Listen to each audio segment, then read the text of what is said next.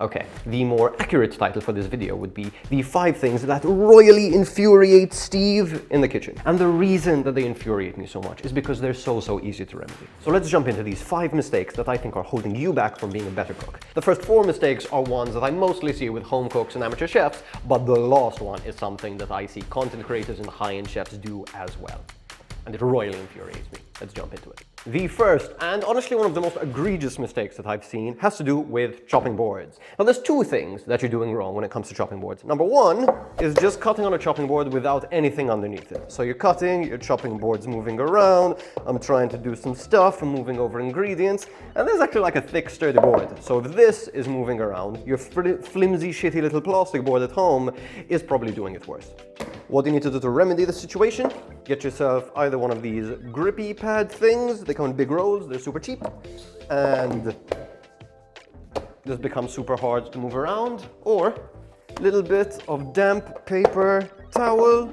Very simple, very cheap. We all have this, boom, on the board, on the table. So that's step 1. Second, which is still part of our first tip, is getting a board that is not made of plastic or wood. A couple of weeks ago, one of my best friends asked me, "Hey Steve, where can I find a good titanium chopping board?" To which I said, you do not need a titanium chopping board. You can get the same results by getting your chef's knife and bashing it against the pavement. That's a sidewalk for you Americans. So yeah, hard material chopping boards, whether that's ceramic, whether that's glass, whether you cut on a countertop, whether it's stone, metal, all of those are hot garbage. Sure, they won't wear and tear very much, but they will destroy your knife. Don't use them. Okay, my next pet peeve, the next mistake that you're making, and that is using 2 convenience products in particular that really infuriate me. Now I'll start by saying convenience products are not a bad thing. I use frozen vegetables all the time. They're actually healthier than some fresh vegetables, depending on how they were picked. If you don't have stock, some stock cubes can be pretty good. I think there's nothing wrong with these. The 2 most egregious things that bother me the most are the little plastic squeezy lemon and lime things with room temperature stable lime or lemon juice inside of them. Hate them. And the pre-chopped garlic in oil. Now the reason that I hate these things, obviously the original tastes much better. That goes without saying. The thing that's most annoying is that limes, lemons, garlic, these are all things that will last on your shelves for ages, weeks at a time before they start to dry out. They won't even go bad a lot of the time. Like having pre-chopped garlic in a jar, if you're not using it all at once, that stuff's gonna go off faster than the garlic you have on your shelf. If you open your stupid squeezy lemon juice and you just squeeze a few drops, that lemon juice is starting to taste weirder and weirder as it's sitting in your fridge. Also, there's a bunch of other additives and chemicals, and I'm not somebody who's super afraid of food science basically, but they just bug me. They are bad, they don't last as long as the fresh items, which is weird, unless you keep them closed forever. But then you're someone who doesn't really cook anyway. And it doesn't take that long to cut a lemon in half and squeeze it, and it doesn't take you that long to smash a clove of garlic and throw it in a pan if you don't feel like chopping it. I need to get less angry for this one. So yes, please don't use those anymore. Most convenience products are fine. We live in a fast-paced, modern-day world. It's okay. Next mistake. Okay, this next one's a bit of a sweeping statement, so don't be offended if you don't think that this applies to you, but it probably applies to you. And that is under-seasoning everything. Now, I'm not saying that your food is bland or it's boring, but I am definitely saying that it can probably take a little bit more salt. A lot of the times you could use a couple drops of acid, that's like lemon juice or vinegar or something acidic or sour. Maybe it needs a little bit of sweetness, maybe it needs a little bit of bitterness or some fattiness to round things out a little bit. I don't know. The moral of the story is you are probably not tasting your food enough. So keep a spoon next to whatever you're cooking. If it's not raw chicken or something, as it's cooking, put that stuff in your mouth and stop and think and go, what does this need? Does this need more salt? Does this need sugar? Does this need lemon juice? Does this need more thyme? Is this enough salt? Now I go into this at length in a couple other videos where I talk about how to cook more like a chef or how to use salt properly, so you can go check those out if you're interested, and we will jump straight into mistake number 4, 3, 4. Okay, so this one will not only affect how your food tastes in some sense, but for the most part, how safe your food is to eat.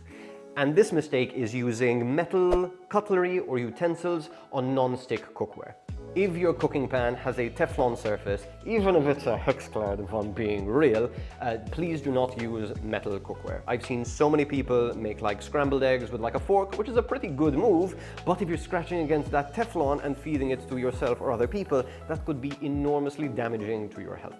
Not only will you start wearing away the non-stick surface to your pan, which is kind of a pain because you're going to need to replace it after a certain amount of time, but even the tiniest cracks over multiple uses of like heating and cooling down the pan, you're just going to get more cracks, more Teflon's going to leach into your food, especially if you cook for children or for the elderly. Like, please, please, please do not use metal cookware on Teflon pans. And our final mistake is something that I have not only seen a ton of home cooks do, but I honestly think that food content creators and a lot of celebrity chefs are way more to blame for this. And that is just disrespecting your food, disrespecting your ingredients.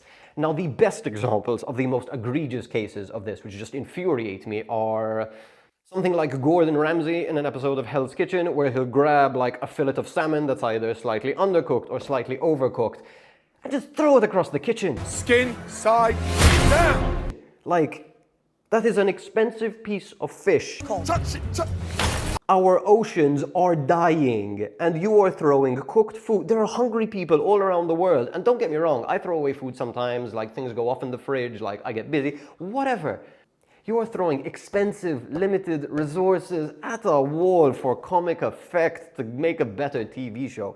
Like, what the, wild to me. Like, don't get me wrong, it's kind of funny, but if you stop and think about it, it's like, what are you doing? That's so wasteful. You're putting out such a terrible message of how people should respect food. Like, an animal died so that you could, whatever. And another one that really pisses me off, and a lot of the younger content creators seem to be doing this, where they'll be cooking a piece of meat and they'll just spank it. Like, that was a dead animal that you're going to cook and eat. Time to cook it up. And you are molesting it, like... And you don't just see these things on TV or the internet. These are some things I've seen in professional kitchens as well. We'll have the most beautiful, expensive piece of Wagyu beef, and just because we only serve the perfect center cut of it, some people just throw away these outside ends. This was an incredibly expensive animal that was taken care of, like, and you're just throwing this thing in the bin. Like a lot of restaurants, we would like eat the scraps between us as like chefs, put them aside in the family meal fridge. But all of this just like willful food waste is just kind of dumb. We all make mistakes, we all throw away food sometimes because like we can't manage it super well. But that's just crazy too. So yeah, I would say the takeaway for like home cooks is like try and reduce your food waste, try and use all the parts of the vegetable or the piece of meat or whatever that you're cooking. Whether that's using the bones to make a stock, crisping up skin as like a little chip, something like that. Just like respect your food and try and appreciate where it came from. Okay, I've worked myself up over here. Moral of the story, try waste less food and treat your food with respect and acknowledge that it came from somewhere. It wasn't just like a boneless, skinless chicken breast that appeared out of thin air. A chicken died for this food. Appreciate it.